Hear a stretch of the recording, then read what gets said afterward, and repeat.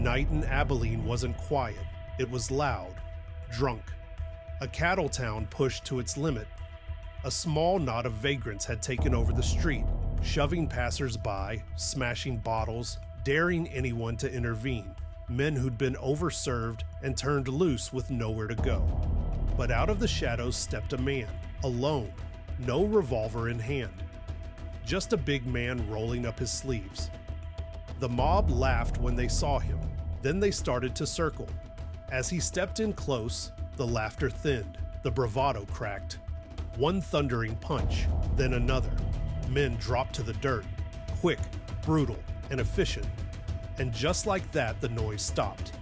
In Abilene, the law wasn't enforced with a gun. It came in the form of bare knuckles, and the man throwing them was Tom Bear River Smith.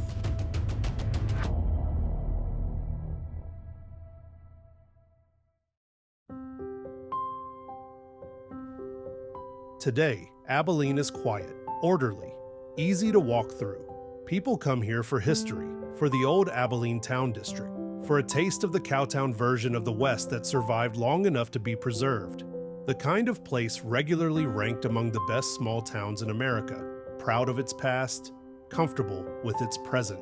It's also the hometown of Dwight Eisenhower, with a presidential library just down the road. A reminder of how far this place traveled from gunfire in the street to global power and quiet sidewalks. That transformation didn't happen by accident. By the late 1860s, Abilene, Kansas had a problem. For most of the year, it was a small prairie town. Then the Chisholm Trail delivered cattle and cowboys straight into its streets. After months on the trail, these men were exhausted, armed, flush with cash, and suddenly surrounded by whiskey and gambling. Saloons and brothels multiplied faster than law enforcement could respond. Shootings and murders became commonplace. It needed someone who could step into the street and stop violence when it boiled over. 2 policemen from St. Louis were brought in to impose order. Both resigned before completing their first day. With the town spiraling, Mayor Theodore Henry sent for a man with a reputation for handling frontier chaos, Tom Smith. Smith worked alongside lawman Pat Desmond in Kit Carson, Colorado, and was physically imposing and known for confronting trouble head-on. From the beginning, he made his position clear. He believed gunfire escalated violence, not controlled it. Smith insisted he could police Abilene with his hands. Once in office, Smith put his approach into practice immediately. When fights broke out, Smith didn't shout orders from a distance. He stepped in close. He knocked men down, dragged them to jail, and ended disturbances before they could spread. The goal wasn't spectacle or punishment, it was speed. Stop the fight, clear the street, keep it from turning into a shooting. Smith was not unarmed, and he did use firearms when situations demanded it, but he treated guns as a last resort, not a first response. Most arrests ended with bruises instead of bodies. Multiple newspaper accounts describe him physically subduing violent offenders and clearing saloons without firing a shot. One early incident stood out. Shortly after taking office, Smith confronted 2 men known for their violent temperaments, Big Hank Hawkins and his partner, known as Wyoming Frank. Smith faced them alone. He overpowered both men using only his bare hands and banished them from Abilene. Smith followed it with enforcement. He implemented a rule banning guns within the town limits. Cowboys arriving in Abilene were expected to check their weapons or leave town. The policy was deeply unpopular.